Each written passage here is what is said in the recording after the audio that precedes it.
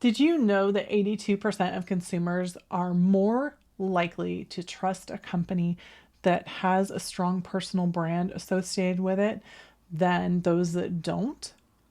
And before you shudder in horror at the idea of promoting yourself, in today's episode, I'm going to show you the difference between self promotion and personal branding, and how personal branding can help you attract clients and grow your business, and how, if it feels like self promotion, you're probably doing it wrong. Hello, friends. I'm Kendra from KendraLosee.com, and you've tuned into the Invisible to Invincible podcast, where high achieving business owners share their journeys from hidden gems to industry leaders. Together, we'll uncover the secrets, mental shifts, and strategies that turned them into undeniable forces. So hit subscribe and let's dive in. You here with me today? I'm excited. Here's the thing. This keeps coming up over and over again, which is why I decided to dedicate the solo episode today to this topic. Because the reality is, when you think of self-promotion, what comes to mind? Is it the used car salesman, the marketing bro, the guy that's online talking about all of the cool things that he's done and accomplished and all his awards and degrees and whatever, or why he didn't need a degree and all of those things? Or is it something else?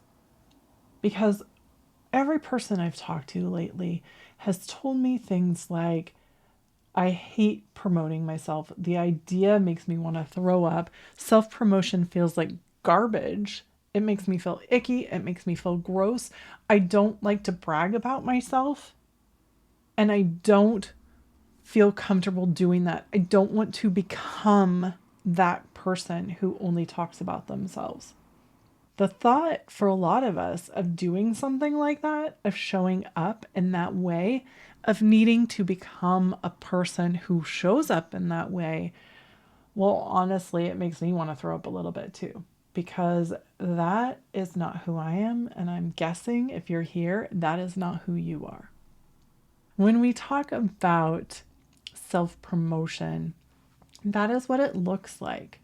It's showing up and making it all about you. It's showing up in a way that we think we often need to show up, and showing up in a way that it's self-promoting. It's like advertising yourself. It's constantly just driving home those achievements that you have, real or not, in a way that it makes it hard for people to be impressed. It makes it hard to connect with people. I don't know about you, but the last thing I want to do is spend time sitting there listening to someone just talk about themselves. I mean, let's be clear. There's nothing less interesting than just listening to someone talk at you about themselves. It's the same as a lot of one-way marketing and advertising used to be before the internet came along. It's easy. It's that broadcast, right? They may as well have a megaphone and just be shouting out how wonderful they are. And I don't want any part of having to do that or doing it in that way. What does that mean when it comes to personal branding? How can we as business owners or, high achieving people in business show up in a way that is meaningful? How can we create a place for us to show up, for us to share what we know, for us to talk about what we've done and our accomplishments? Because I know I can help somebody make a difference just as much as that dude over there who's talking about 10xing your business, bro. But I'm not going to show up that way. How can I show up? How can you show up in a way that's authentic, that feels right and is aligned with your values and what you believe in? When we talk about personal branding versus self-promotion, one of the biggest things there is that self-promotion is often just straight selling. As I mentioned, it's just broadcasting what you can sell and how impressive you are so that people will want to buy from you. It's basically drowning someone in your in your message. Whereas creating a personal brand is really the process of creating a unique and positive perception of yourself in the minds of your target audience. You don't have to do mass yelling about how great you are, because you're focusing on building relationships and providing value without asking for anything in return. That's what your business is for, right? If you show up with a personal brand and you show up ready to add value and you show up ready to build trust and be authentic and connect and engage with people in a way that is true to you, you are going to be viewed as authentic. You are going to be viewed as trustworthy. People are automatically going to know, like, and trust you. And it will be the right people, the people you're trying to talk to in that same unique and authentic way. Self-promotion will backfire and turn people away. I've seen it. I've heard it. I've experienced it. And on the other side of that is that personal branding can attract customers and build loyalty because people feel like they know you. People, like I said, know, like, and trust you. They are going to automatically gravitate towards someone who they feel is aligned with their values, who they feel is living and practicing what they're talking about, who represents a lot of what they know they need, what they know they want, and what they see in themselves. And it's going to help build those relationships over time. So when we talk about personal branding is the intentional act of showing up as yourself, which is, let's be clear, not as easy as it sounds. But we'll get to that. Personal branding is creating a plan for yourself to increase your visibility and increase your credibility. It gives you the opportunity to attract more clients and customers who are the people you want to work with. You can build that loyal following. You will stand out from the competition and increase your earning potential. But in order to do that, you need to show up, and you need to show up in a way that feels authentic to you, because if you're not, you're holding yourself back. When I talk about personal branding, you need to remember it's for them, the people who need your help, the people who can benefit from the value of your expertise, the people who can benefit from the value of what you bring, what you know, your wisdom. It is not just talking about you for your sake. It's talking about what you've done, what you know, for their sake. And yeah, there's things we need to do to establish our credibility, right? If I say that I have an MBA from Purdue, or that I wrote a book, or that I taught at colleges, a lot of times that's in the conversation because it's relevant. It does position me as an expert at what I do. But I could just as easily say and show you what I know. But sometimes we don't have time for that. But when you start to look at creating a personal brand and you start to look at how you show up in a way that is not self-promotion, which is about me, but in providing value and creating a personal brand so that I can better help you, that's where the difference is going to lie. That will be the difference that makes the difference. Sometimes it's just shifting your mindset to say, okay, well, I don't want to go on and talk about myself. But if I go on and talk about myself and it's going to help somebody else, or they can learn from my mistakes, or they can learn from my story, or they can learn from the things that I've learned from doing what I do, then that is going to help somebody. And that is how I'm going to start creating my personal brand. Because let's face it, people want to do business with other people. They don't want to do business with businesses. And it's much easier when you decide to strip away some of the things you might be hiding behind and show up as yourself. Show up to create content and that is helpful and information and for your audience that might be engaging, that you can share your expertise and your insights. And you want to be consistent about it, because showing up as yourself starts to create that personal brand. And people get used to seeing you, and they get used to seeing you in a certain way. And you can pivot, you can change, but you're still going to be you. And the things that you show up with are still going to be true to you. I talked about this in one of my recent post on LinkedIn about how I've been a marketer my entire career. Even when I was a professor, like everything was around marketing. Okay. And while marketing has evolved, some of the key things about it have not. And one of those things is that as a marketer at no matter what size company I was at, it was my job to make someone else look good. It was my job to make the brand look good. It was my job to make the leadership look good. It was my job to show other people how to shine and help them shine. And through all of that, it was very much of me holding myself back. It wasn't, no one cared. No one cared who I was. They cared about the brand. They cared about the leadership. They didn't care who was behind the scenes. And it's easy to get used to being that person behind the scenes. But guess what? When you start your own business, you're no longer that person behind the scenes. You need to learn to show up, and you need to learn to show up in a way that's authentic and adding value. If you just show up, start promoting yourself and saying how great you are and why no one else is going to be better than you, you're going to lose interest. You're going to lose people's attention because it's basically the same as shouting at them.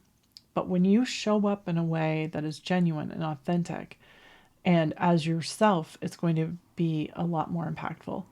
And part of the confession was that not only did I show up, I was forced to show up when I started my business in 2016, but I put myself behind a logo. And I put myself behind, no matter how much advice I read, I gave my business a cool name. And then I created another part of my agency and gave that a cool name. And I basically put layers between me and the people I wanted to talk to. When I went to write articles or what have you, I showed up as myself. Industry articles, great. Industry interviews, great. They're talking to me. I'm a person.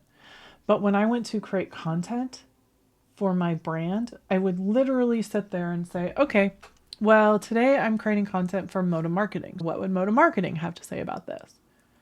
And I would filter what I wanted to say through the brand, cutting off my personal brand in the meantime.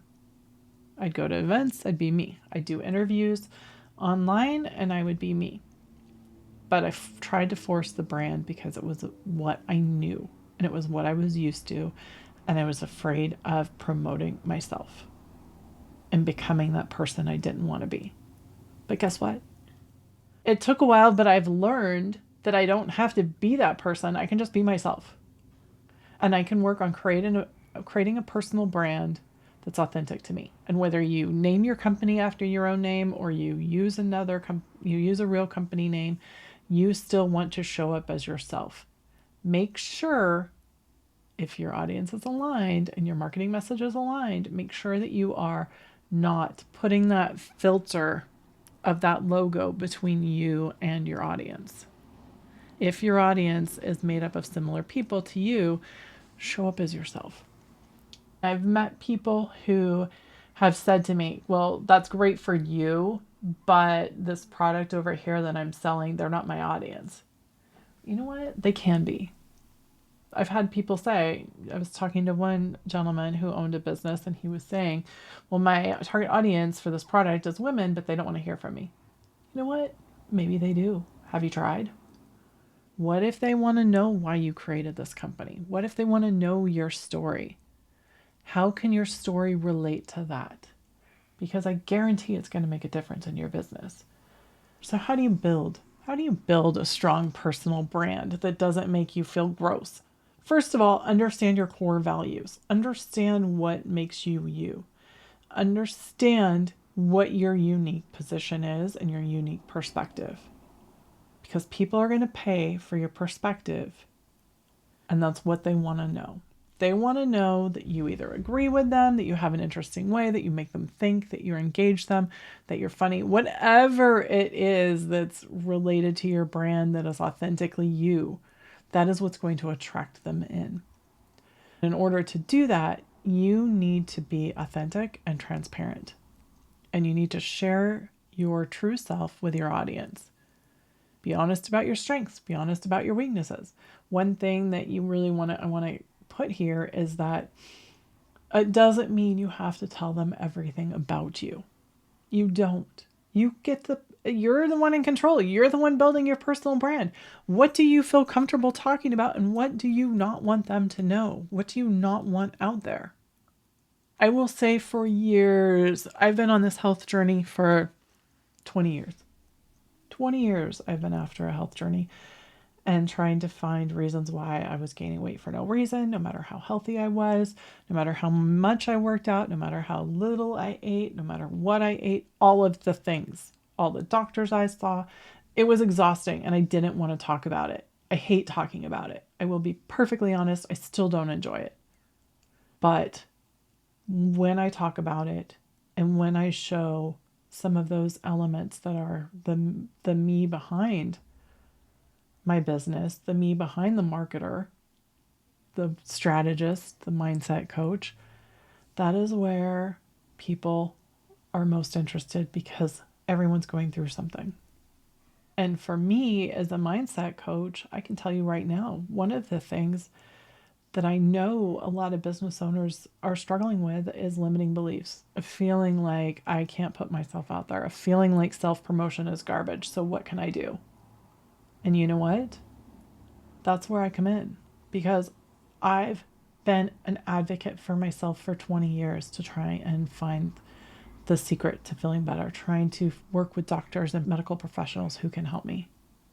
And it wasn't until I found a few recently in the last year or two who really have been able to help me that I've really been able to feel better, to realize I can talk about this, because one of my strengths is being an advocate for myself.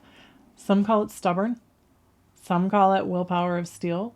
Some call it just annoyingly stubborn determination. But that's what I have and that's who I am. And I do it for myself and I do it for my clients.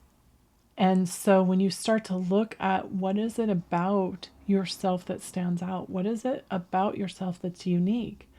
One of the things I can tell you is when I looked at what I want to talk about and what I don't want to talk about, that one was in the don't want to talk about list. And guess what? Sometimes it can be the most powerful. But there's still a don't want to talk about it list. And I still hold true to the things that I think that are, really private and I don't want to talk about. But I've decided where that line is for the things I want to share and the things I'm open to sharing. And each of you can do that. When it comes to building your personal brand, you don't have to be taking pictures of everything you do. You don't have to be talking about everything you do. You don't have to be sharing and showing up ad nauseum on every single social media platform. You need to do the things that work for you. You need to do the things that you're excited to do, that you're excited to talk about, that you're excited to share. And sometimes what you're excited to share today might not be what you feel like sharing tomorrow. And it might not be what you feel like sharing next week or next year. And some of the things, like for me, that were on my, oh, God, I don't want to talk about that. Guess what? Now I do. I'm ready. And that's going to change over time. So when you think about building your personal brand, what are the pillars? What are the things that make you different? What are your unique perspectives? What is it that your core values that align? And what is it you can use to create? What's your expertise? What can you use to create and provide value to your audience? What are the experiences and the stories and the message you want to share based on what you do? And it's going to be different for every single one of us, because every single one of you is different. And while you might do the exact same thing as somebody else, you're going to do it in a different way. But if you don't share that, no one's going to know that.